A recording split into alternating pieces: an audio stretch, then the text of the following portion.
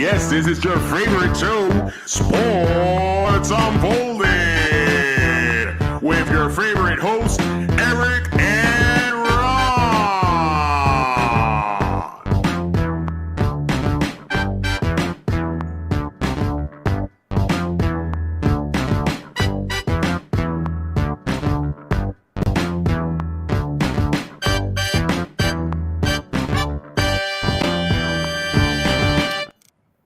Hey, welcome to Sports Unfolded. I am your host, Eric. My main man right over there, Ron. How are you tonight? I am still in mourning. Still in mourning. And you know when you're in, that kind of a mood, yeah, and then just everything just compiles onto it. Oh yeah, of That's course. today. That's today. So we're gonna probably lose a lot of Christmas cards from me. A lot of Christmas cards, maybe a few bleeps. Well, hopefully not. A couple of bleeps, no bleeps. So it is season 3, episode 18. The beep stops here. The buck stops here. The buck stops here, my friend. And it has been an interesting week, to say the least, in the sports world. We're going to start off with our leadoff story, and that's the Milwaukee Bucks, who have parted ways with head coach Mike Budenholzer. Do you agree with this move? Is it the right move for the organization at this point? Well, from what I understand, Giannis really didn't do much to help him. Yeah, because usually if your star player wants that coach, that's who they're keeping. Right. And I guess he questioned some timeouts and stuff like that should have been called, or, and that's just the kiss of death, So if this team wanted to get rid of him 3 years ago, it was going to happen now. Which is kind of crazy. So think about it. 2021, they won the title. Yeah. Right. He's been the head coach now since 18-19 season, 391 games. He's 271 and 120, a 693 winning percentage run. 65 games in the playoffs, 39 and 26, 600 winning percentage. Obviously won the one title. There's only 2 head coaches actually that have a better record. If you take away his Atlanta records, so he coached the Atlanta Hawks for a bit. If you take that, just his record with the Milwaukee Bucks, he would rank 3rd all-time in win percentage, behind Phil Jackson at 704 and Billy Cunningham at 691 or 698. So, I mean, I don't know if I agree with this move so much, to say that what are you going to get to replace him is the key, because you're going to need to either bring in a quality coach, which there's not a lot out there right now, or you're going to end up getting stuck with somebody who's just going to be a yes guy, and we're seeing that in Boston. Will that work for the Bucks? Well, I mean, who knows? I mean, you're looking at a team that really is one of the better teams in the league. So, I mean, how much can a coach really screw it up? But that's what I'm saying. So firing a guy that got you to the finals, got you to the playoffs, makes no sense. They had the best record in the NBA this season. And didn't he have like a 578 win percentage in Atlanta? Yeah, it actually wasn't too bad in Atlanta as well. Yes. So that's my point. It's like none of this makes sense to me, because at the end of the day, the players play. And if the players aren't making shots, and the players aren't making stops, and the players aren't doing certain things, you can blame a coach for certain things. But he's gotten this team to the finals and won it. And it wasn't years ago. It was a couple of years where, again, Giannis getting hurt at the beginning of the playoffs didn't help the situation. No. I don't understand where they were going if they think this is the best move for the team. And besides, number 1 seeds have a habit of messing up in the playoffs. Not just in the NBA. You are correct, sir. That happens quite often now in sports. Number 1 seeds don't guarantee anything. It really doesn't. Look, at the end of the day, it's how you perform when you're in those games, in these tight situations. I don't think it was overall Mike Budenholzer's fault that they didn't win. I think the fact that Giannis was hurt, even when he came back, if Giannis is getting you 40 and 20 and you still lose, what is that saying about the rest of the team around and what they were doing? Right. they weren't doing their part because Giannis is there and he can do it all, right? Exactly. And there's something to be said about, having that big time all-star caliber MVP player. You know, when you have that kind of a player, it's very easy to forget your role as a bench player or a secondary scoring threat player. It's very easy to forget that. You still have to show up. Yeah, I just so let me ask you this, Ron. What kind of coach do you think they should bring in? What's going to make the most sense for the Milwaukee Bucks at this point that would honestly make this move seem like it was the smart decision? Well, looking at who's really available, I mean, I would probably think they're going to go Vogel. I mean, he's available. Which he was horrible in LA. I'm just saying. Right? I mean, but he did win a title. Nick Nurse, who won a title with Toronto a couple of years ago, yep. He's available. But this is what I'm like. Are you differentiating yourself from anything you have currently? No. I feel like they're the same type of coach. Right. So you're not really gaining anything. That's the thing. And again, not to pile on Giannis, but I mean, he put the kiss of death on him by complaining about him. I mean, to me, when your star player does that, it's over. The kicker in all of this too, there's a lot of rumors going around now about Giannis wanting to play in a big market and possibly leaving Milwaukee at some point, like asking for either a trade or letting this contract run and then moving on because he wants to play in New York. The end of 2025, is it? It might be. It may be. I mean, so at the end of the day, he may be gone anyway. Yeah. So it blows my mind that he's going to make decisions right now and knowing that he's probably looking at moving on at some point as well. He does look good in green. He's not coming to Boston. You're doing. It's not going to happen. He's not coming. And as much as Boston is considered a big market, I think he's looking more like a New York, LA. Like those two areas would make more sense for a big market. The New York Knicks makes the playoffs once in 25 years, and now the Knicks are the team now. Still the mecca of basketball. It's still the town. Yeah. I mean, promotion wise, I mean, you think about it, if you're in New York, he'll be on every commercial. He'll be everywhere. It's just financially, it's probably better for him as well because now he's getting all these endorsement deals outside of. I mean, what do they really have in Milwaukee that he's doing? I mean, I don't know Milwaukee, so please, people out there that are in Milwaukee, but when I'm thinking cows and farmland and beer, Houston, I don't see it, Kenny. I mean, it could be considered a big market. And Kenny, thanks for joining. But I don't know if I don't see Houston. Actually, if you wait for my future prospects, I will tell you who's going to Houston. Did you already do that last week? No, I did the coach. Now I have some players. No, you also included somebody else in there. I know you did. No, I didn't. Yeah, you did. I did not. So I can see another recycling job coming. Bucks.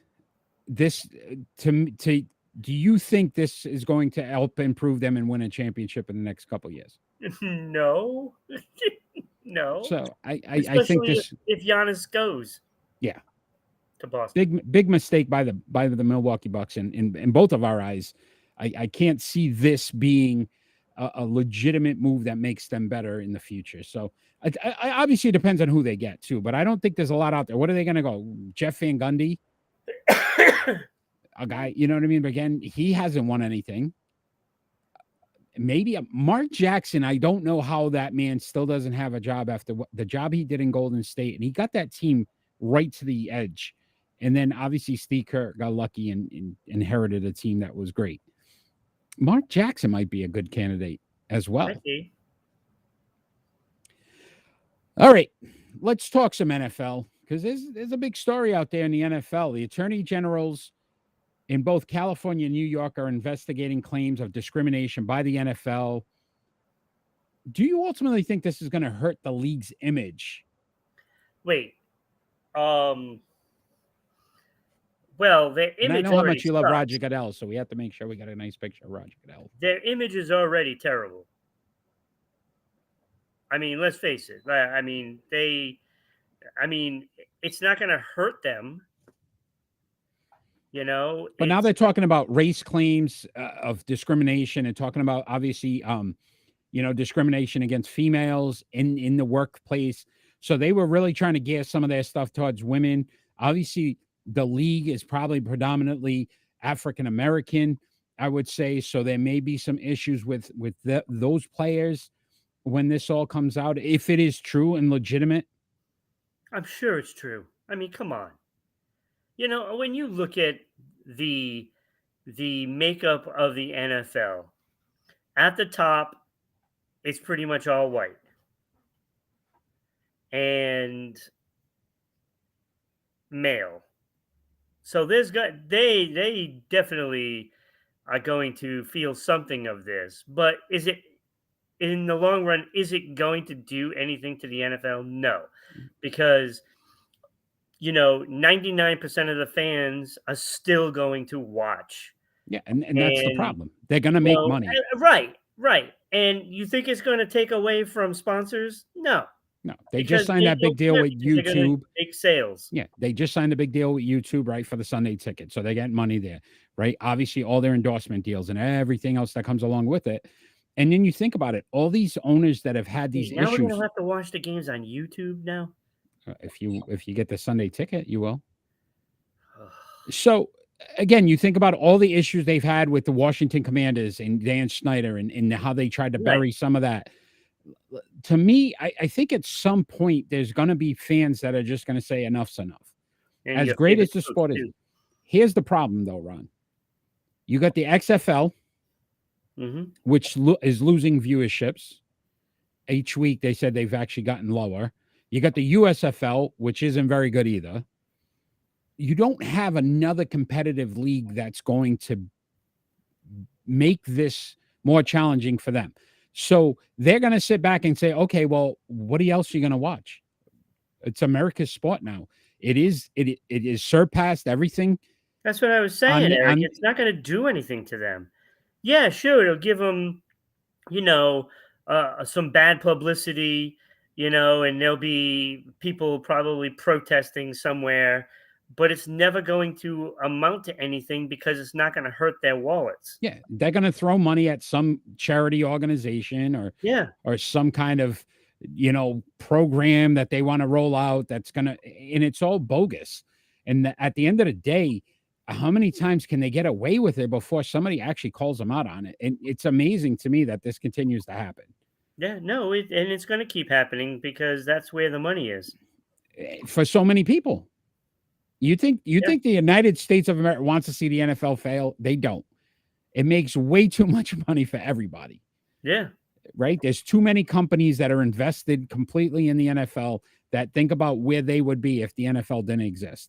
Would Budweiser be Budweiser? Would, you know what I mean? Frito-Lay be Frito-Lay? Like, they're all over the place. Nike and all these other companies that. Yeah, and now they all have to send us some proceeds. Money. Yeah, take some of that money that you were given to the NFL, right to Sports Unfold. But they ultimately, now YouTube is locked into them. Yeah. Right? So, again, that's millions upon millions of dollars that these companies don't want to lose. So, of course, they're all going to help just put it right under the rug and move on from it, which is ridiculous. Absolutely. I mean, it's what they do. This is what they do. They want to target certain things and then let all the other stuff fly. It doesn't matter because it's what affects them personally as owners, Yeah. And look, they're not going to punish themselves. No, but they'll punish the players. Right. Which is another, farce. If you're going to hold them to a higher standard because they represent your organization and they represent your city, then you should have the same morals and trust the fact that you need to act to a higher standard as well. Exactly. And then when you look at these franchises, like Washington, and I'll even go as far as like Indianapolis that have these owners that aren't really good people, but they are not being held accountable ever, and that's the unfortunate thing. It's always the players that get held accountable, but when they want to set an example, they go above and beyond. I mean, just goes to show you, like Ray Rice, they wanted to make an example out of him. So that was it. Boom, gone. You're done. And we know it, though. If Ray Rice still could have played at a high level, Yeah. he would have been back in the league. Right. It's because they felt he was done and washed up. Right. So it didn't affect them at all. And that's why Adrian Peterson didn't get blasted out of the league. Right. It's just, everybody forgot about it. Yeah. We just let it go. And it's no different. Antonio Brown, how many opportunities did that man have before they finally said enough's enough? Exactly. And it wasn't because of, I think, his actions, because he quit on a team live on TV. And if that didn't happen, I think he'd still have a job today. Yeah, probably. The league has to start to take some accountability for this. I hope that regardless of what happens, there's some transparency in all of this, because it's just getting to a point where this continuously happens now. This is every couple years you're seeing these stories. If they ever get found, in some sort of guilt on this, they'll get a big, like, $20 million fine, and that's a drop in a bucket. We all know that. They probably make that much money in 1 week per team, and then they'll just turn around and say, you know what? Let's get that 20 million right back and raise the prices of tickets, $10. That's what they'll do. And they'll get it because people will pay it. I don't know. Fans have to start to open their eyes as well. Yeah. If you're a fan of a team, and listen, we in New England had an owner who got caught doing possibly some illegal stuff. Wait, didn't we already go through that?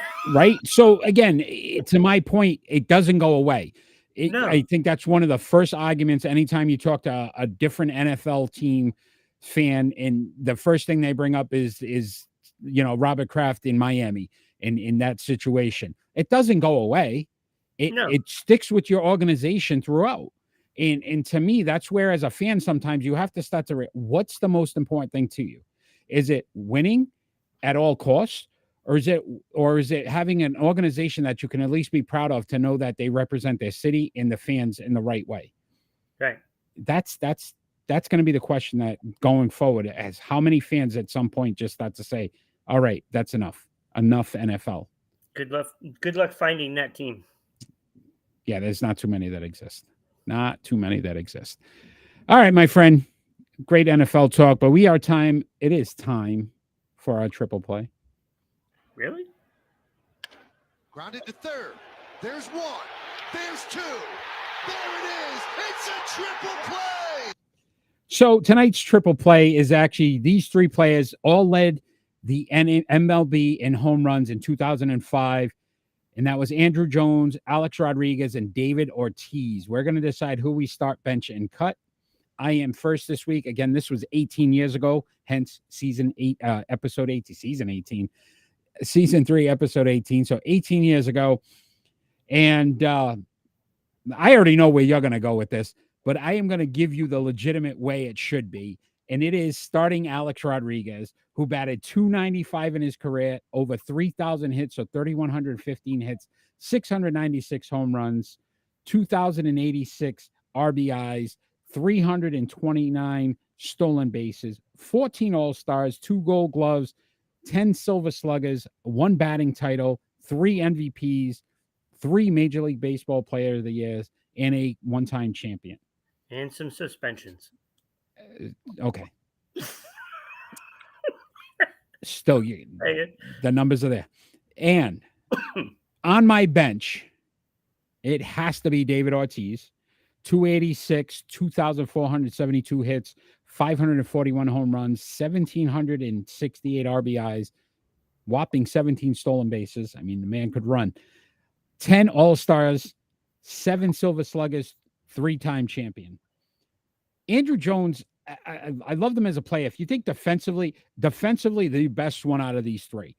10 Gold Gloves as a defenseman, but only batted defensively, but only batted 254, 1,933 hits, 434 home runs, 1,289 RBIs, 152 stolen bases. 5-time All-Star. Again, those 10 Golden Gloves, 1 Silver Slugger, and 1 Major League Baseball Player of the Year. So I liked Andrew Jones as a player, but just not. He's not in the same ballpark as these two guys. No, because one's in Yankee Stadium, one's in Fenway, and the other's in Atlanta.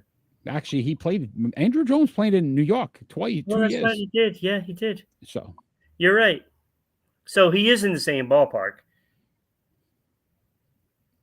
that was good. That was very good. We'll give you that. A little late on the laugh there. Yeah, because delayed. So, all right. I can't wait Yeah, for I mean, this it's garbage. clear. It's clear that Andrew Jones is getting cut. I mean, that's clear. I mean, he doesn't even have the batting average. So, you definitely don't have the home runs. You don't have their RBI. So you're not as good as those other two. Defensively, he's probably one of the best, to be honest with you. Yeah. But it's still not going to make the team. So I definitely cut him, and I platoon the other two. You just won't give A-Rod credit. No, I won't. Which is still, to me, unbelievable. Well, dude, he's a steroid user, proven. So are their pitches. So are their their other hitters. And I get so it. was Ortiz was again, there was a report out there about Ortiz, but we'll forget it. Right. Know. And that's why I'm giving him the benefit of the doubt, and I'm exactly have him on my team. Yeah, sure. Manny Ramirez? No. You don't consider him a great Boston Red Sox? Not anymore, no. Why? Well, he's been suspended several times. Okay, come on. See, this is my point. But when he was hitting those home runs and winning World Series, so take the championships away? Okay, so would you take the titles away? Look at the players when they start to when they finish and what they look like. Okay, I'm sorry, it's just bad. And Manny Ramirez was bad for baseball. Okay, so was A-Rod. But so those titles don't count. I'm not saying they don't count. Count. You can't count it if you don't want to count the player. How do you count the titles? That's the difficult part is trying to go back and correct time, and you can't do it. Okay, you can't do it. All right, my friend. And it's just a stain on baseball, and that's why I don't really respect a lot of those years. I told you, baseball allowed it. Baseball wanted it. Baseball wanted the Maguires, the I'm not Sosters, the A-Rods, the Manny Ramirez. So again, they caused this. You can't blame them. Don't want it. But you can't blame the players for what the league wanted them to do.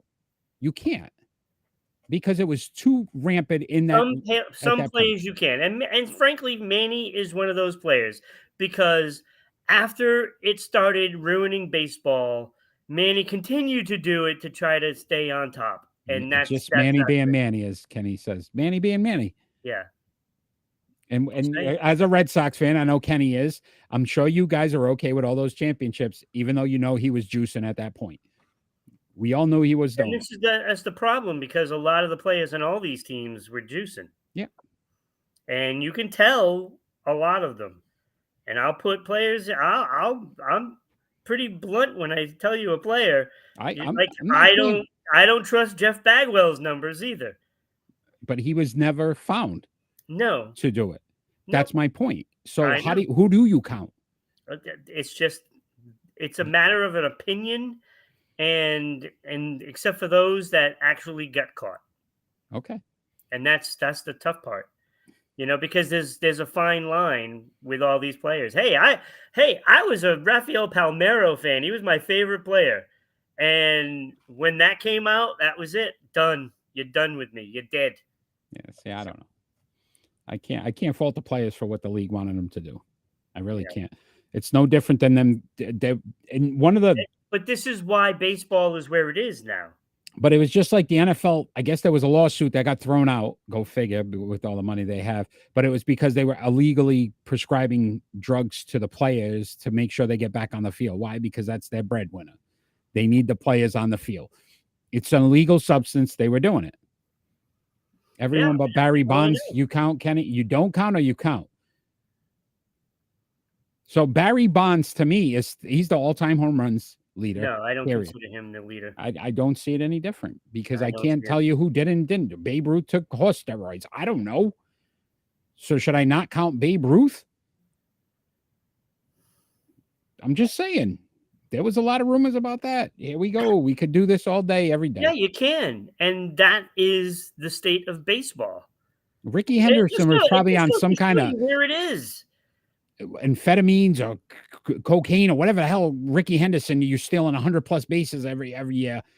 Yeah, who knows? You know what I mean? That's what I'm saying. You gotta go. Time to run. Can't stop.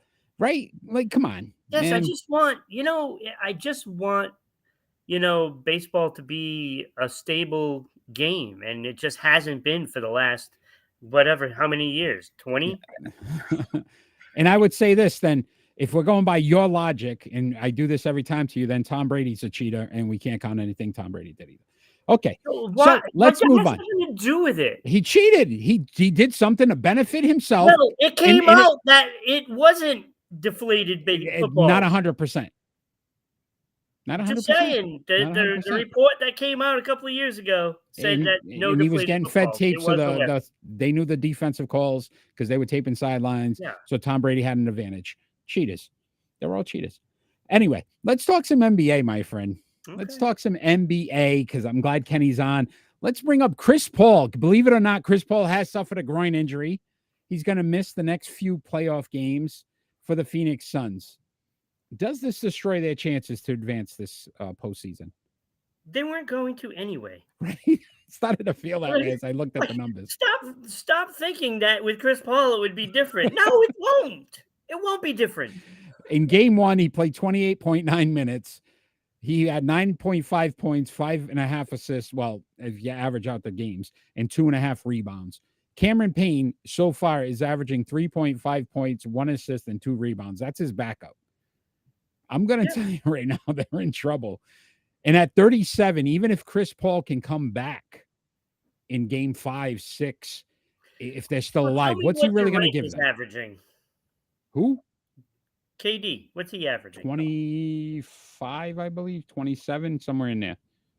Hold on. I'll tell you in a second. I think I put it down. No. Booker's 27. I think KD's 25, 8, and it's like at 14. They're the only guys in double digits for Phoenix in that series. It's not enough. Yeah, this is a shame though. Like, how many years in a row can this happen where you finally think like maybe they got the team for Chris Paul to get one? The guy's been a very good player in the NBA. Pretty much quiet. I mean, I love his State Farm commercials, and they got to pay us now.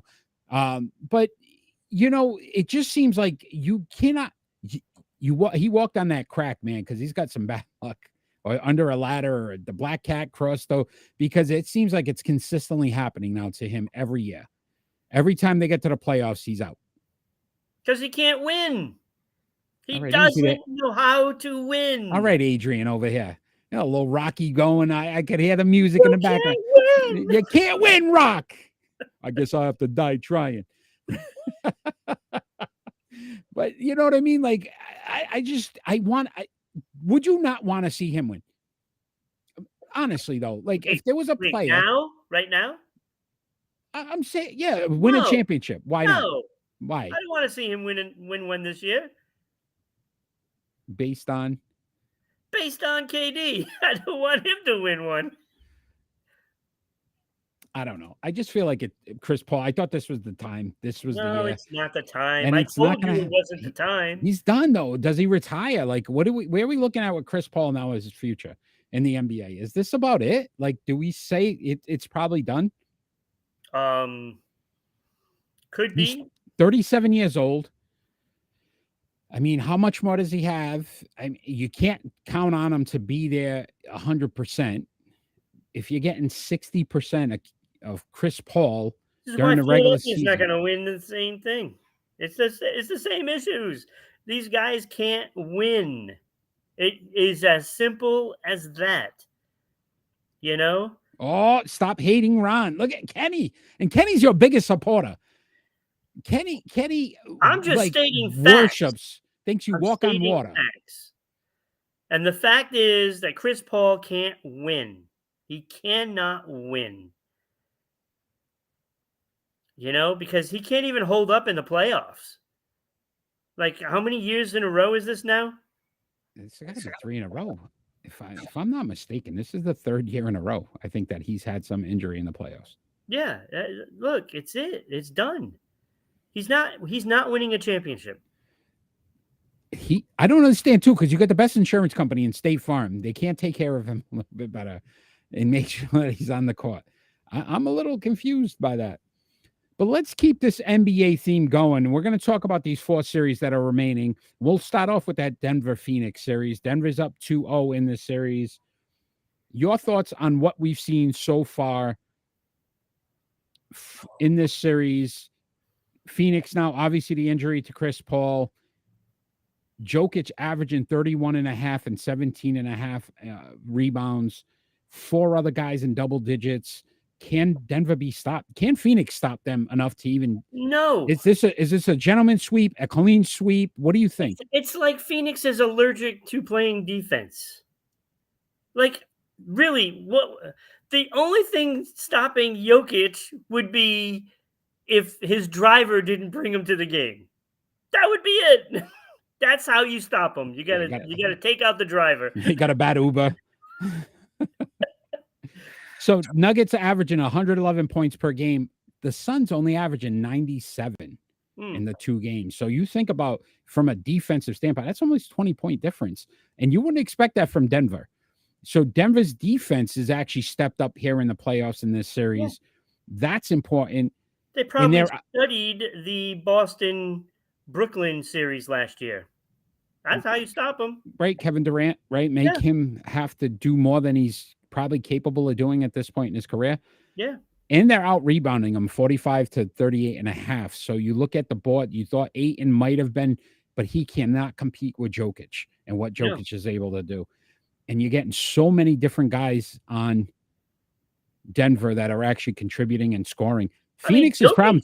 Jokic to me is playing angry that he didn't win another MVP. It very well could be. It could be a sticking point with him now to say, hey, look, all right, I'm not the MVP. I'll win this damn thing. Yeah, because he was clearly the better player. And, you know, the Denver was the top team in the West. So that right there is a good sticking point in why he should have won, you know, the MVP again, because let's face it, his numbers were stellar. Yeah. You know, and I get why Embiid won. Believe me, I get why he won. Wow, Kenny's on you today. Yeah, I will say this as well, though. The Phoenix trade for Kevin Durant, we all said that would hurt them in one area, and that's the bench. Oh, and they're not right here. They're not getting any production from the bench. And if Phoenix is even going to have a shot, they're going to need guys. You can't depend on Booker and Durant to score 70-plus points a game. Well, look at all those guys they gave up to get KD. Exactly, and that's what hurt them. And I think that's what's going to ultimately end up being their demise, is that they just don't have enough players to he loves you. See, there's still love.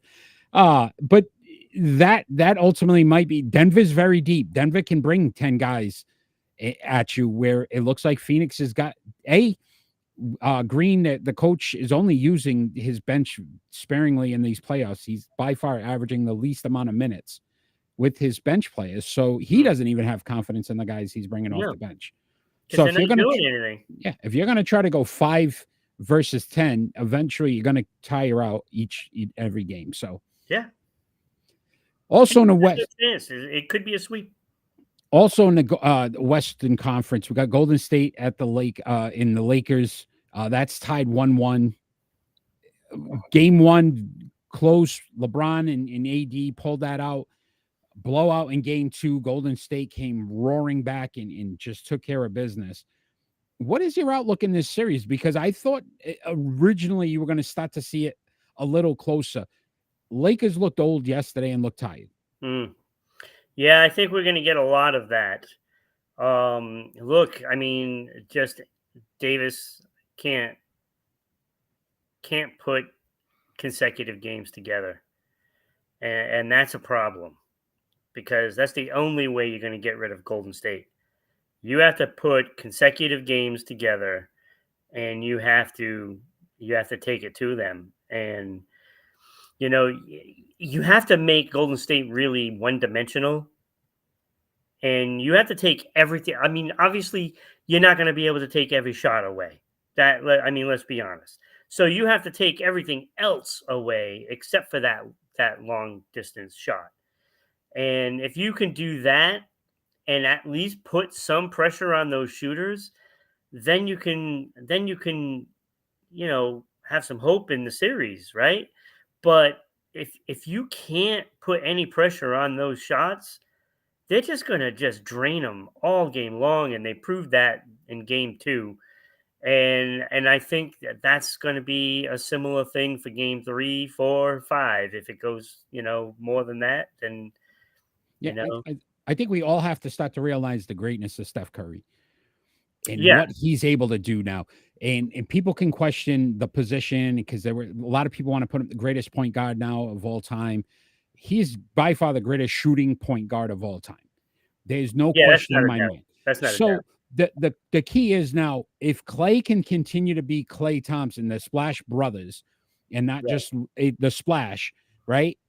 You're not going to stop this team because you can't control both of them on any given night.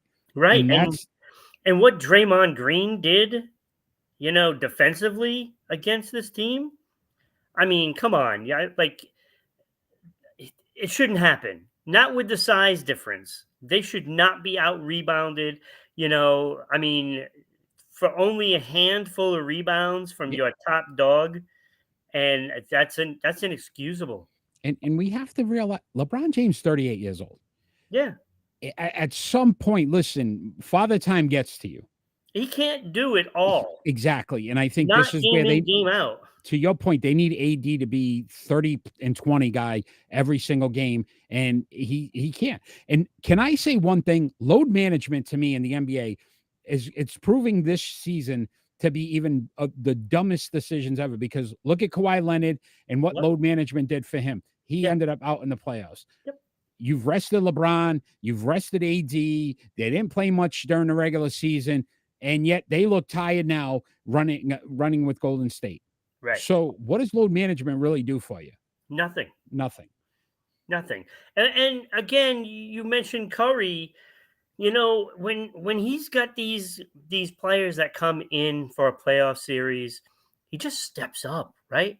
I mean, when there's all talk, remember when Boston went and played them in the finals, and it was all MVP for Tatum, MVP. And what does he do? He shuts everybody up.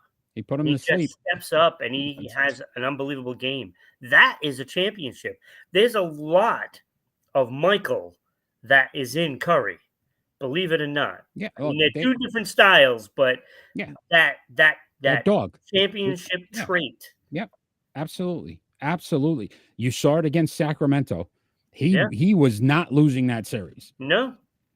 Period. He came out and said, "I'm scoring 50. Try to stop me." Yeah. Try to stop me. So, what about this New York Knicks Miami series? That's tied 1-1. This has been an interesting one too because of the injury. So Brunson didn't play game 2. Jimmy Butler didn't play game 2, but Miami came out and took care of business in game 1. There's a lot of old school battle. Look, they're both averaging 106. Miami Knicks is 106.5. Miami 106. So we know this is going to be a tough series. Probably 7 games. What are you looking for from each team to say it'll help them get past the other? What would be the keys for you? Yeah, like the keys definitely those Knick players that haven't performed very well so far in this series. Because when you look at, Brunson is out. He's probably their best player. He's been their most consistent player. And to me, that's too big of a loss. So if he's going to be out, a game or two, you're not going to be able to stay in those games because Miami's better defensively. Yeah. And they've been there, done that.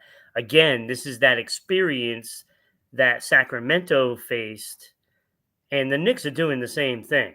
Let's face it, the Knicks haven't really been a playoff team in A a long while. time. Long time. Yeah. So, so they don't really know how to get it done. And I think that is the ultimate factor why Miami can pull away in this series. So I like Brunson, Randall, and Barrett for New York. I Yes. really like what they're doing. To your point, though, all those guys are averaging 25 points. It's the bench and what they're going to get from Right. those guys. Butler, to me, the key is, though, Bam Adebayo has to be a bigger factor for them. Right. And he's hot and cold. And Jimmy Butler can do just about anything as good as well as anybody else in the playoffs. You've seen it. We've seen it time and time again. But you can't depend on one guy to carry you for 7 games. He needs help. And I will say this, the Knicks right now, 66% from the free throw line. That can lose a series for you when it's this close. Yeah. Because those are those extra points that you may need when it's a tie game in the fourth quarter. You're going to need those extra 4, 5, 6 baskets to be the difference. So Knicks have to shoot the free throws better. Obviously, Miami, Bam Adebayo has to be a bigger player for them. Yeah, the Knicks need to play big. Like not all their tall guys. I'm just saying they need to play big. Yeah. But no, like they gotta be in that paint. They gotta play aggressive in that paint, and they gotta take advantage of Miami size. Yeah, the Heat size. I mean, you got to take advantage of that. I mean, Randall needs to be the man. He needs to get in there and just clean house, and that's what he needs to do. And if he doesn't do that, it's gonna be a back and forth series. Yeah. And because the Knicks, to me, if you line up all those players, I like the Knicks team. That's a good, solid team. But again, the lack of playoff experience is huge because they really don't know what to do when Miami does, because they're there every year. Yeah. Spoelstra obviously has been that coach. Yeah. Tibbs is a good coach, but Tibbs really hasn't had playoff success either. So, right. Yeah, it'd be interesting to see. I love the fact that brings you back to those 90s series, though. Like some of those, it brings it all back because those were some that was basketball to me when basketball was it was a slugfest and you enjoyed it. Exactly. Not like today where everybody's just raining threes, but I liked seeing that and New falling York on the court crying. Yeah, the little flops. All right, last series here. We got Boston, Philadelphia. That's tied 1-1. They're going to tip off tonight, 8:00 for game 3. Celtics blew out the 76ers in game 2. Similar to what we saw, right, with the Golden State Warriors-Lakers matchup. But game 1, they let one slip without Joel Embiid. To me, this series has so many different layers to it. But what would you say is going to be the key for both of these teams if either one of them is going to get out of this series? Yeah, I mean, it's trying to get some consistency, right? I mean, the Celtics just, it's one game is completely different from another. It seems like the effort is there for 3/4 of a game, and it's almost like they feel entitled that they're supposed to win and go back to the championship, right? But they forget one thing, that they actually have to put the effort in order to do it. And sometimes they fall into those lapses where they're just crying instead of playing. And even when they have a big lead, it seems like that lead goes down to almost nothing and sometimes losing it. And those lapses cannot happen against quality teams, like Philadelphia, or if they have to play like a Denver or a Golden State, At the end of the day, Kenny saying the bench, right? The bench is a key. I think they rushed Embiid back too soon. Harden seemed to play better when he was in control and didn't have to have that second score. I think Philadelphia made a mistake bringing them back when they did. Not saying not to play Embiid. What I'm saying is that Harden was on fire game 1. I would have allowed him to get game 2 and see if he could do it And again. he's another one. He didn't play. But he his had a horrible game. game 2. Yeah. Yeah, he played horrible. He played horrible. And you can't change your game. I mean, there's plenty of points for both of them. Yeah. Embiid, a minus 23. I know you love plus minus. A minus 23 in the last game. Yeah, So didn't he have like 3 rebounds? I don't even know. How does But a it was- man that big get 3 rebounds? 3. We've got to talk about Brogdon. This is why they brought him on, though. He's averaging 21 and a half points in these playoffs. That's important in this series. That's important. Brown still got the same issues we had last year, turnovers.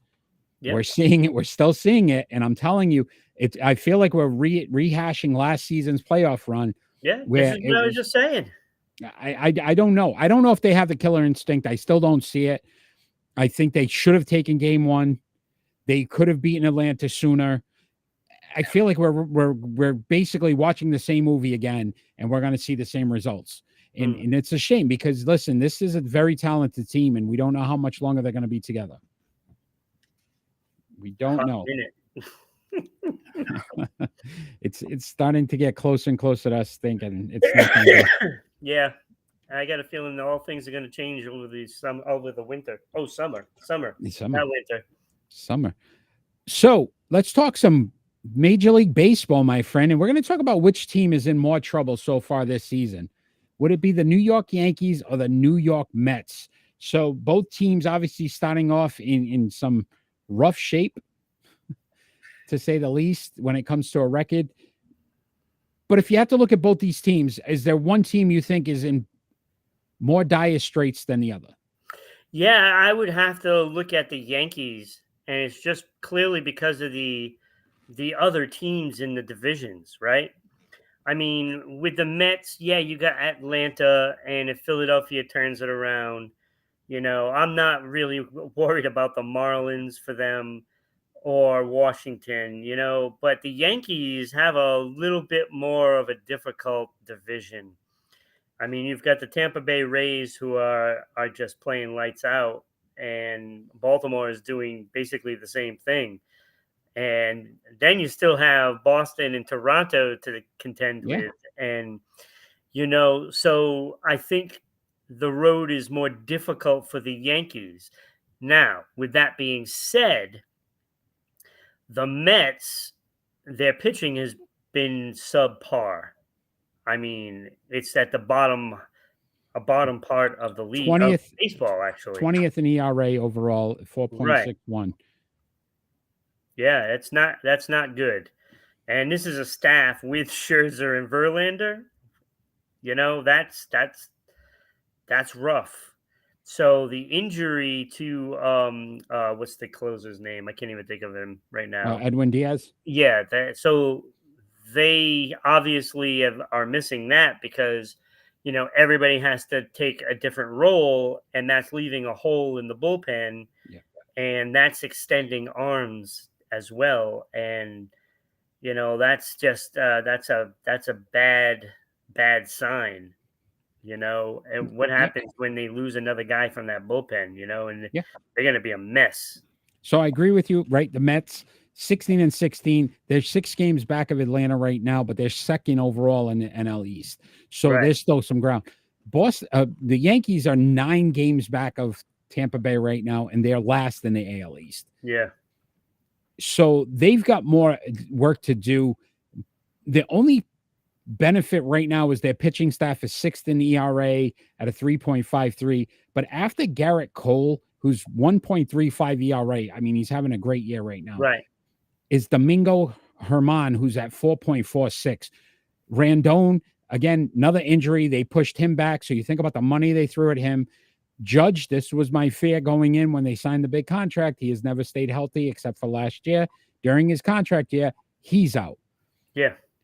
So I feel like New York has too many questions. I still think Scherzer, as bad as he's pitching right now, 5.56 ERA. He'll turn it around. He'll turn it around enough to be competitive. Right. And Verlander, his first game back, he pitched yesterday. gave up 2 runs, but 3.60 ERA. But I'm sure we'll see some okay things. I still think he's older, and all these Right. guys, they're not going to dominate, is my opinion. But they're still good enough to help this team win. And again, when you're not climbing from the basement out and you're in this on the the second floor, it's easy to get to the third floor. So Yep. Yeah, the division dictates that. Yeah, listen, Baltimore's been a very good team this year. Tampa Bay, we've talked about all year, right? So far this season and how dominant. Toronto's in 4th right now. I know. Like that's where we are. In Toronto, we expected to be probably contending for the division. So all these teams are, I mean, they're above 500, all of them. Right. But when you're But it 9 doesn't games mean you're in behind, less trouble. yeah, Because you have to worry about that division. Yeah. And being in last division and having a winning record doesn't mean anything. listen, we don't normally agree, but I agree 100%. I think this is going to be a bad year for New York Yankee fans. All right, my friend. It is future prospect time.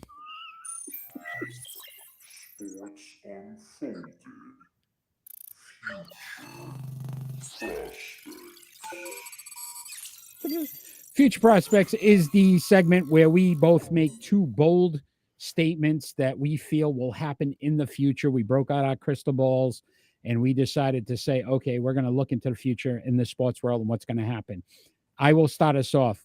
And please, Ron, get your tissue ready, because my first bold future prospect is that Patrice Bergeron is going to retire and decide not to lace him up again. He is no longer going to be flipping tables. He's done. Patrice Bergeron, great career with the Boston Bruins, but has decided to call it quits. He will not return. Okay. So staying on the hockey theme, because of the untimely demise of the Boston Bruins, it would only be fitting that the Florida Panthers will play the Vegas Golden Knights in the Stanley Cup, with Vegas winning it, making Bruce Cassidy, their former coach, winning the Stanley Cup. I like that one a lot. It's only fitting. It is because that's the disaster of the year it has been so far. It is, right? They wanted him out. He gets out. He wins the cup. That would be a great one. That would not be a great one. That's a good one. That's a good one, though. They're very good. I like how you did it. My second, and you're right, I did say Ime Udoka will be with the Houston Rockets. He's going to the playoffs, but that's because they are going to trade for Jaylen Brown, who wants to play again for Ime Udoka. Jaylen Brown will be a Houston Rocket next season and get the Houston Rockets to the playoffs. What comes this way? I don't know. We'll get some draft picks, maybe a young player. They're not going to do that. They're going to do it. He doesn't want to be in Boston anymore. It's all over. He wants out of Tatum's shadow. He wants really? Is there a shadow? And he wants to. Well, he's still Tatum for some reason. People put him on the pedestal in Boston right now. And this game, 7 points his last game. So I'm really impressed with what he did in the playoffs. But I will say this: Jaylen Brown wants to be a star. Where else could you be a star? Houston. He'll be the star all day. He's going to play with Ime. Okay. That's what I saw in my crystal ball. Your second future prospect? So there is a particular basketball team that is, we'll just say 2-0 in this series. They will not lose another game this season, and they are going to sweep all the way through and win the championship. And the Joker will be playoff MVP. I don't know. Went straight through. Not losing a game. Okay. From here on out. I don't see it. I think your crystal ball's got a crack in it, because there's no way. There's no crack. They go. There's no way if they've got to face Golden State that Golden State doesn't take a game or two. I'm not saying they couldn't beat Golden State in a 7-game series, but I don't see them sweeping Golden State. Okay. All right, my friend. Well, we will have to see. I put it in the air, my friend. I did. It's going to happen. Jaylen Brown going to be a Houston Rocket. All right, Ron, let's talk some NHL hockey. I know you want to talk so much about the Boston Bruins. We will get into that in a little bit. But let's talk about these playoff series first. Start off with the Seattle Kraken, Dallas Stars. They're tied 1-1. Your thoughts on this series and what ultimately is going to happen? Well, all the craziness in the NHL kind of reminds me of the football season. It's almost impossible to predict at this point because nothing is coming true. Look, give Kraken a lot of credit. They're just playing well. They're playing right. Young team, inspired. Yeah, playing I for a city. I I don't even think know how they're doing it. Yeah, I don't even know how. So I will say this. Look, Dallas probably the best defensive team left in the playoffs. That I think with Jake Ottinger and in that goaltending, I think we start to see reality set in. Seattle beat them game 1, but then Dallas came right back game 2. I think Dallas figured it out. I don't think they make the That's same what mistake I said about Colorado did. Colorado. Yeah, I don't think they make the same mistake. I could be wrong. It wouldn't be the first time. No, it wouldn't. But I will say that I think Dallas does get out of this series. Yeah, I think so too. Vegas Golden Knights, Edmonton Oilers, Vegas up 1-0. Can we say disappointment? McDavid, Draisaitl, they're going to put up points. We knew that was going to happen. But yet, here we are again, where, again, not enough points. Goaltending, defense, Edmonton. Will that ultimately help Vegas get past them? Yeah, well, like I said, my theory, it's going to look like it's going to be Vegas in the Stanley Cup. So, it's just how it has to be. It's going to hurt Boston, completely and shattered, but that's just how it's going to be. Vegas is going to come out of that. And Edmonton is going to find out that, it's different from the Wayne Gretzky era where, there was only a few good goaltenders, but now goaltending is pretty good across the league. Yeah. Yeah. And, except for theirs. Good call. That's a good call. So Vegas is going to win the series, I guess, It's unbelievable, to be honest. New Jersey Devils, Carolina Hurricanes. Carolina's up 1-0. To me, New Jersey played such a tough series versus the Rangers. I think they're drained. I think that series wore them down to a point. Look, it was something that, again, wasn't expected. They got past it, but now you're facing a Carolina team who I think's from top to bottom probably a better team overall than any other team left in the playoffs. I said this at the beginning of the NHL season. Like, Carolina was going to be the team to beat, and I don't see another team that can beat them, except for the Florida Panthers, apparently. Florida Panthers can beat anybody right now. Right now, yeah. So speaking of that series, they're up 2-0 against Toronto. Maple Leaf struggles again continue here in the playoffs. They finally got past the first round, and they didn't show up for the second round. I guess they weren't expecting to be there, and they were like, oh, we're here. Oh, we got to play some hockey? Too late. Might be that case. And I'm imagining, I haven't watched one of those games yet, but I probably will watch game 3. But I have to imagine the way Florida is playing, and I told you about this before the series started. If Florida plays the same way against they played Boston, they're going to take the series. Yeah. And so far, that's happening. They have nothing to lose. I think the Panthers are going into this saying, look, we just beat the best team ever in NHL history. Yeah. What do we got to lose now? Let's just go out and just do this. We can, if we can beat Boston, we can beat anybody. Right. You can. And look, if they're going to put pressure, like I said before the series started, if they put pressure on the Toronto defense, like they did against Boston, Boston had a better defensive core, top to bottom, every player better. And they coughed it up and coughed it up and coughed it up. Now, if Florida's doing the same thing against them, it's going to be a disaster. Agreed. So let's talk a little bit about these Boston Bruins. And I wanted to do something a little different. I wanted what moves are next for the Boston Bruins. But how we're going to do it is, Ron, we're going to talk first about the unrestricted free agents. I'm going to give you a list, the names as we go. You're going to tell me. You're going to tell me going, staying, what are they doing, and then we'll do the 2 restricted free agents as well. And we'll start off with Patrice Bergeron, age 37, 27 goals, 31 assists, played in 78 games last season. Obviously a center. We've got 4 centers on this list. What's going on with Patrice Bergeron? I already told you he's retiring, but your thoughts? I think he'll be back for one more. Okay. They're going to give it another shot because it was so disappointing, you know. I think he's going to come back for one more, and it has a lot to do with some of the younger players that are going to, because they're going to have to put some younger players into those. Bag of beans? What are they paying him?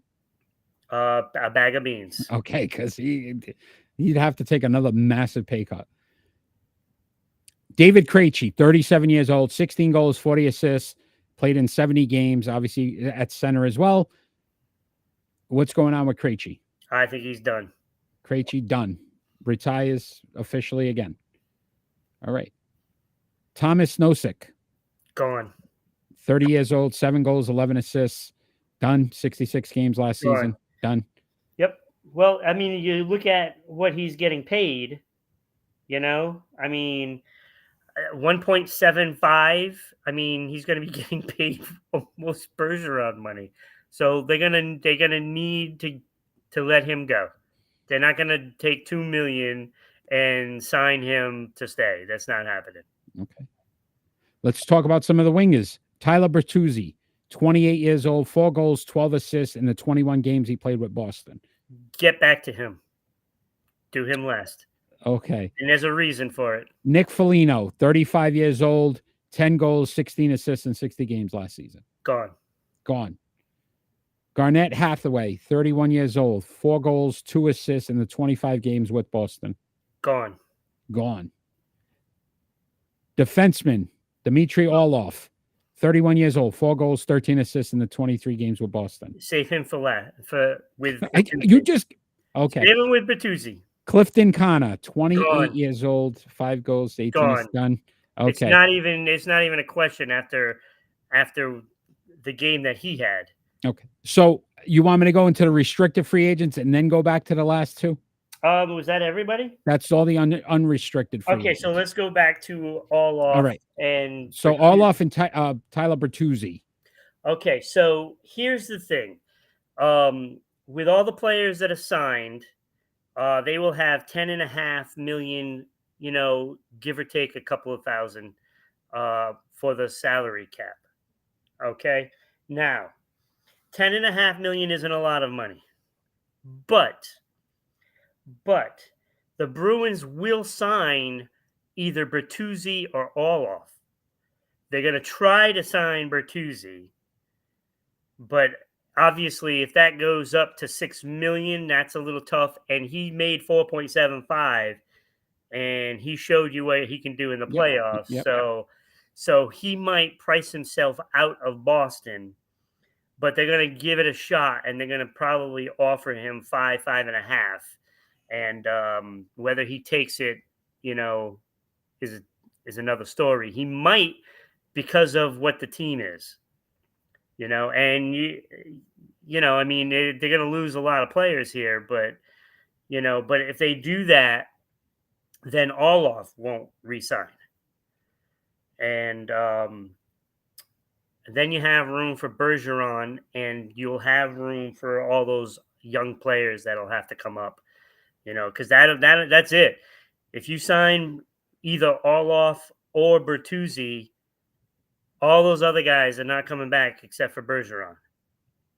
Okay. That's the only player that you'd be able to make room for, you know, and they do the same thing. So they give him less, and then it would be all these stupid, you know, incentives, and then pay for it again the following year.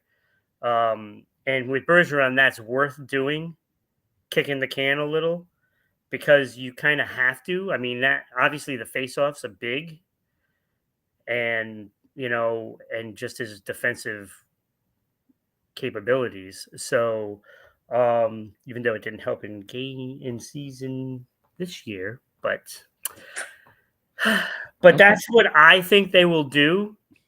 Okay. So I think you'll have one of those two, and Bergeron will be the ones that come back, and I think everybody else is on the way Okay. out. Restricted free agent says two. Trent Frederick, 25, 17 goals, 14 assists in 79 games. Obviously, another center here. Yeah, but he played more wing. But yeah, he could actually center the fourth line, and I think they will re-sign him. I mean, it would be stupid not to because of Will it depend his on the offer he gets, right? Because as a restricted, he could right, get an offer, and then basically they have to match and it. then they can match it. Yeah, or get depending on how much he gets paid. If he gets way overpaid, which is possible, somebody could really overpay him, and then they get draft picks in return, depending on how much is depending on the draft picks. So I mean, that could be a situation where they lose him but gain a lot of draft power, and then trade it away for another player, and try to win it. Here's another big one. Jeremy Swayman. He's 24. He was 24, 6 and 4, 920 save percentage, 2.27 goals against. Yeah, this is a tough one because they can't give him a big raise, right? Because you're talking, I think Frederick, the Bruins will offer him what he got, maybe slightly bigger rate, but Swayman's going to want more. And there will be a lot of teams lining up to sign him away and giving up those draft picks. And this is the haul that they can actually, get for him. You can see a couple of number one picks coming the Bruins' way because of how much money he will earn. So the story I read basically said Olmark is tradable, but I think it's like July. It's his no move clause changes to a no trade clause, and there's 16 teams that are uneligible to Right. pick him up. Right. Would you look at moving on from Olmark and keeping Swayman if you could get him for a lower rate? I don't think you get him for a lower rate, unfortunately. I think teams are going to probably pay like $5-6 million for him. And yeah, good luck. I mean, you're going to lose somebody. You can't sign both goaltenders for that much money. Yeah, because Because the article I read, it was like almost 10 million would be invested in goaltending, which would kill your cap. Right. And they won't be able to do it. If I would be surprised if they did that. If they decide to pay Swayman, then you can almost guarantee that Olmark is going. Yeah. Because they're not going to keep two of them. They're not going to keep two of them at that price because they can't. They just can't do it. Sometimes when you sell your soul to try to win something and you don't win, unfortunately the repercussions of what's going to happen, and that's what we're going to see next season with the Boston Bruins is I mean they're going to lose some really good players. Yeah, you are. I mean, you hope that you can at least not give up the key players that are free agents. Obviously, you want to try to keep Bergeron for another year, and you want to keep Orlov and Bertuzzi, but it's not feasible. You can't keep both. Yeah. And I wouldn't even be surprised if somebody else gets traded. Yeah, very well could happen. Well, we will see. We will see what the offseason brings, but there's still playoff hockey, so we got some time. But we got some time.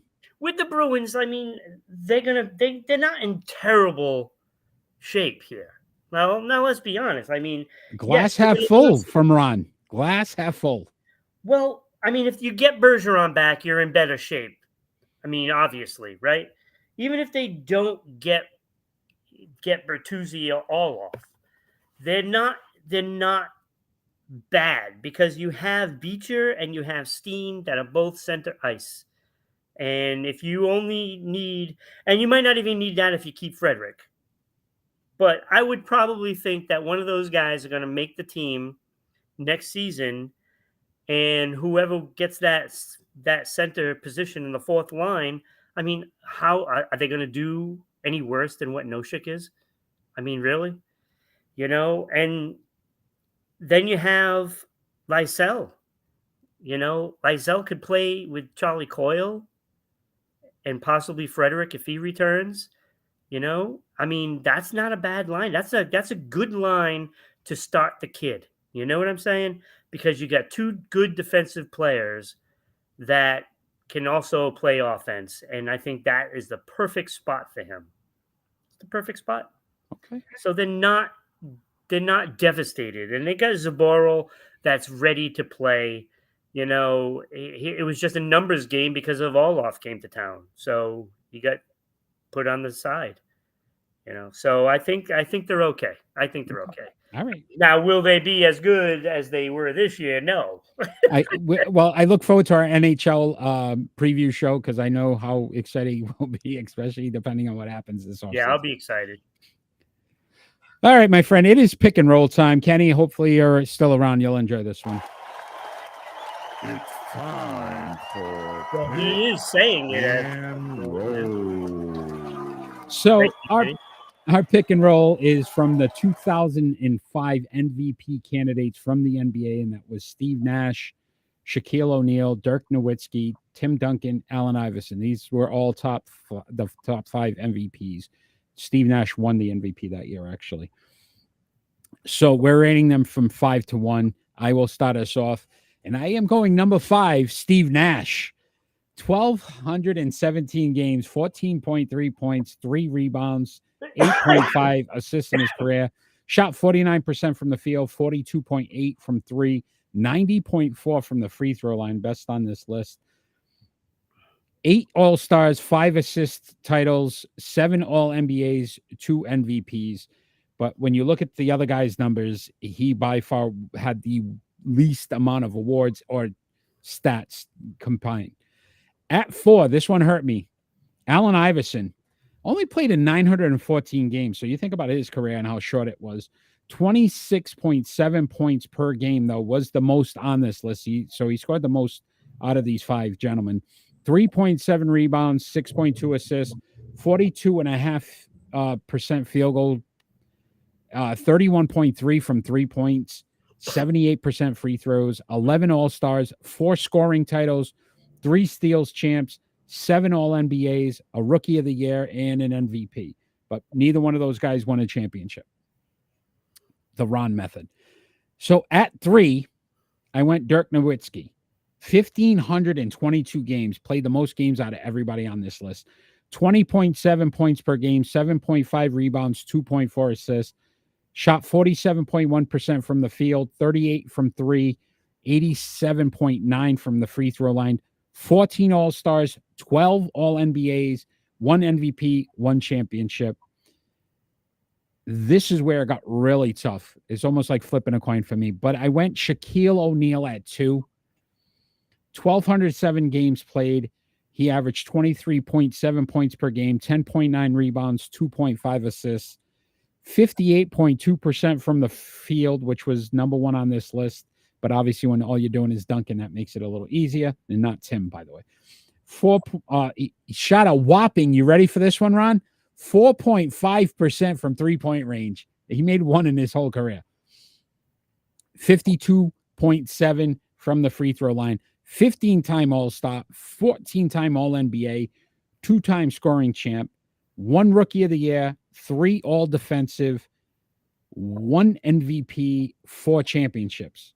But at number 1, I couldn't go without saying Tim Duncan, 1,392 games, averaged 19 points per game, 10.8 rebounds, 3 assists, 50.6% from the field, 17.9 from three-point range. You see how the game has changed so much? 69.6 from the free throw line, but he was a 15-time All-Star, same as Shaq, but 15-time All-NBA, 1 more than Shaq. 15-time All-Defensive. That's insane. 1 Rookie of the Year, 2 MVPs, and 5 championships, 1 more than Shaq. I had to go Tim Duncan at number 1. Okay. Number 5, I have Steve Nash. The numbers all across the board really pale in comparison to everybody else. No exceptions included on this list. They were all much better than Steve Nash, much better. And no championships doesn't help. Number 4, I also went Allen Iverson. And I basically have him there because he didn't win his championship either.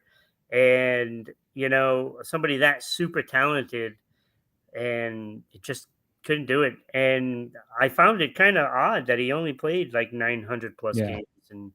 And so he was clearly like 300 less than everyone else.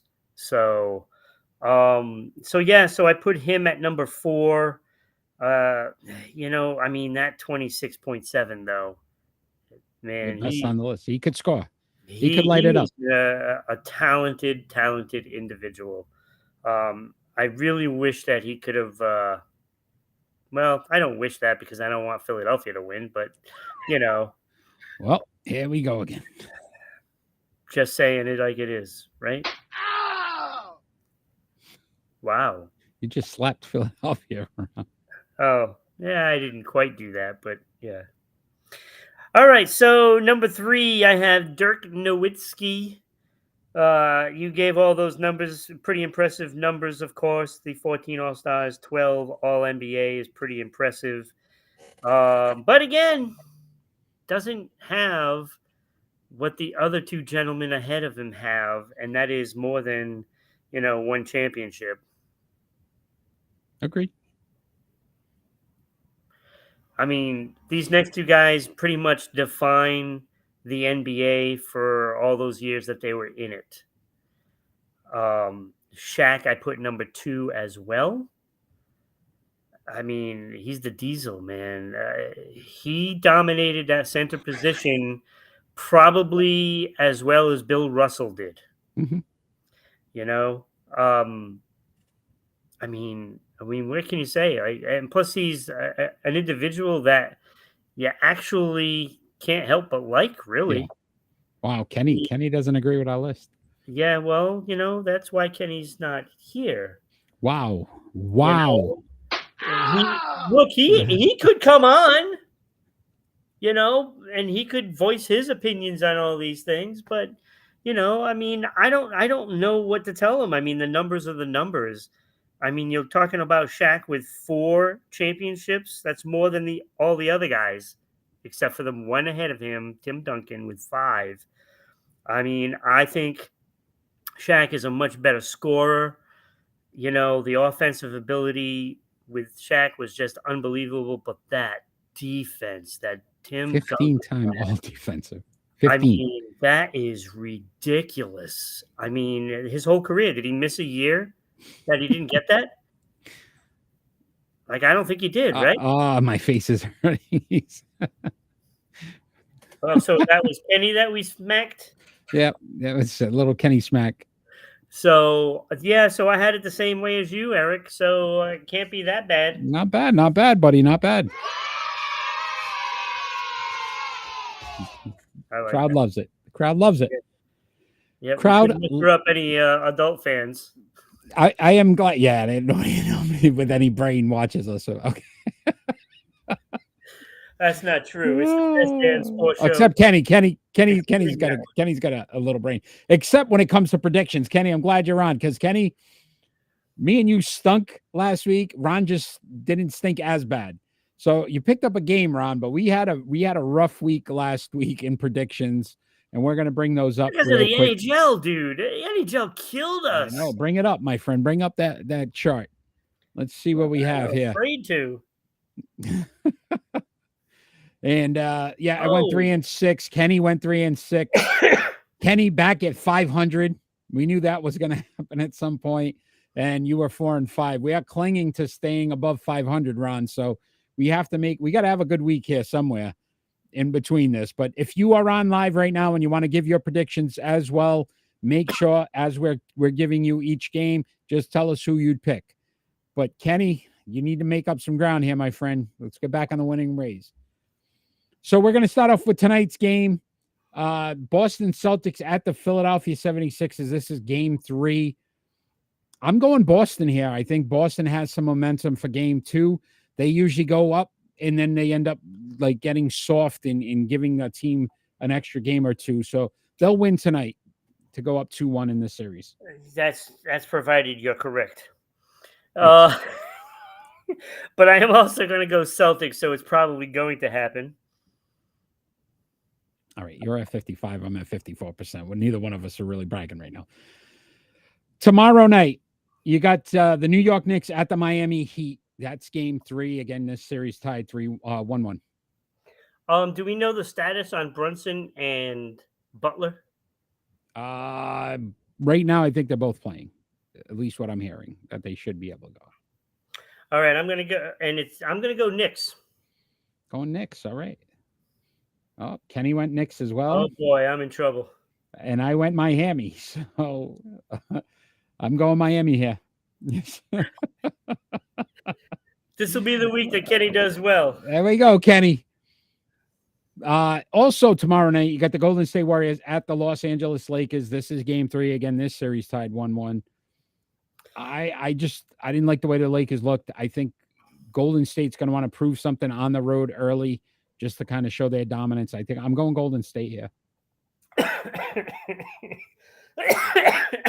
You okay there, buddy? You all right? Yeah. Oh, I got all choked up when you said that. All right, so all the experts are saying, you know, AD is going to have a great game because he plays well on odd number days. So therefore, I am going Golden State. All right, I like it. Ron, NHL, you ready? Tonight, you got the New Jersey Devils at the Carolina Hurricanes. That's game 2. I'm going Carolina. I also went Carolina. There's a trend going here. Other than one so far. Yeah. Kenny, who you got? Hurricane, Devils or Canes, Kenny? He's going Carolina as well. I don't know if this bodes well for us. See, I miss Manny with all his little the emojis. May 6th, April. I'm going back in time. April 6th, and I said it again, May 6th. So tomorrow night, you got the Edmonton Oilers. If it was Canada, it would be Mapril.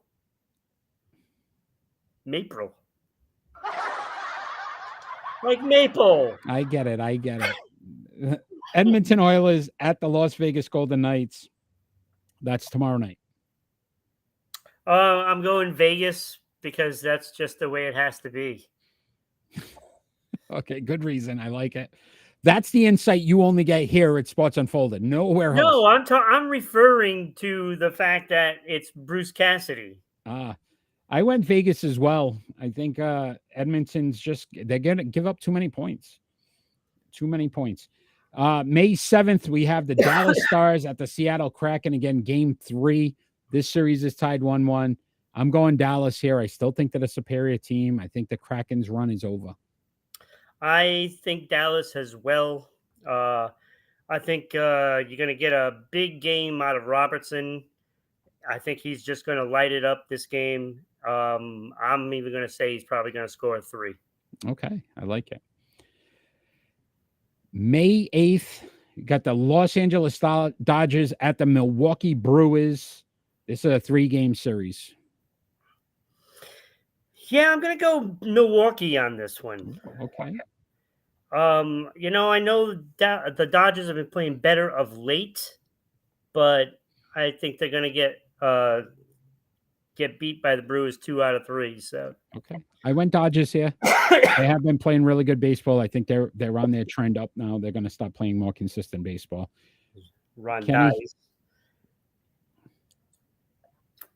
Dodgers Brewers, Kenny. Who's he got?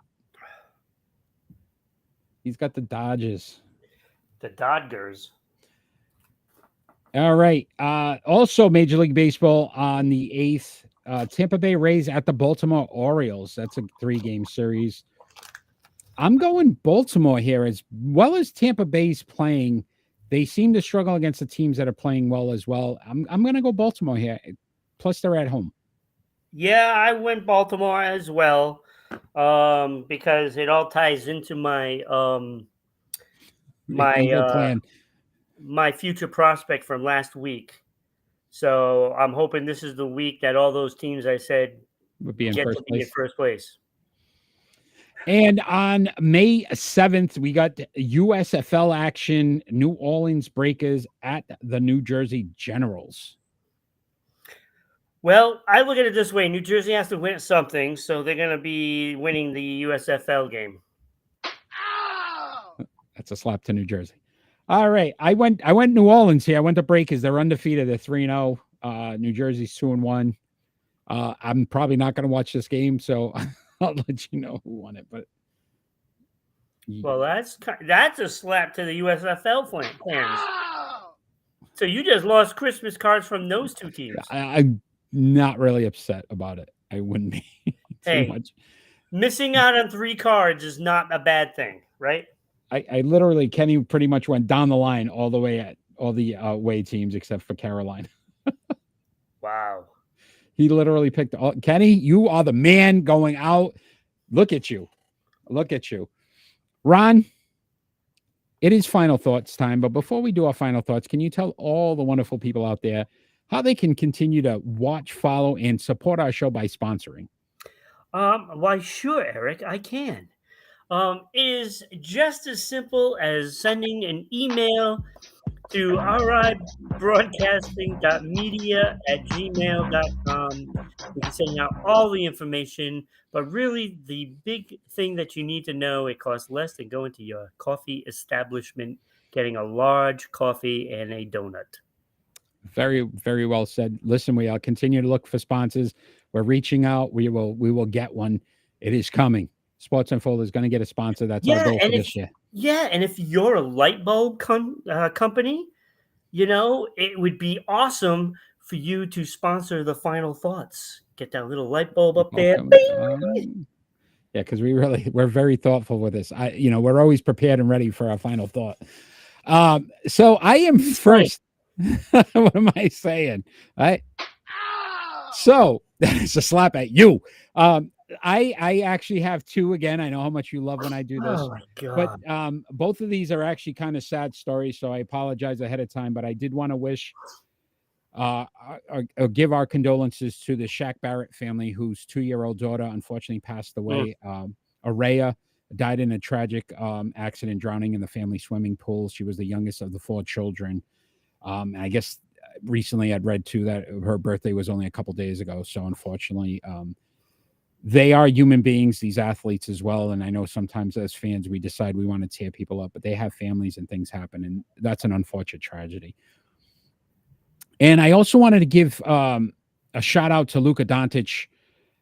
So he is going to pay for funeral expenses and mental health care for students of facilities at the Belgrade, Serbia school, where there was a mass shooting. 8 children and a security guard lost their lives in, again, another senseless shooting in this world, not just in the United States, but he has ties to that region and felt the need to make sure that they were taken care of. And I thought that was just great. We hear about all the bad things athletes do, but when we get a story like this where, look, it's not somebody that's directly related to him, but it affected his community and he wanted to do something, I thought that was a great tribute to those unfortunate children and their families, to at least give them a peace of mind that they could, bury their children and not have to worry about, the financial repercussions of it afterwards. Because I'm sure you're not planning on doing that when your kids are that young.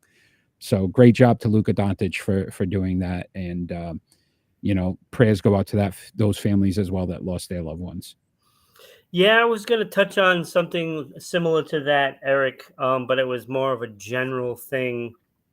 We've done this so many times, in the past 2.5 years, and a lot of our final thoughts have gone towards those different events.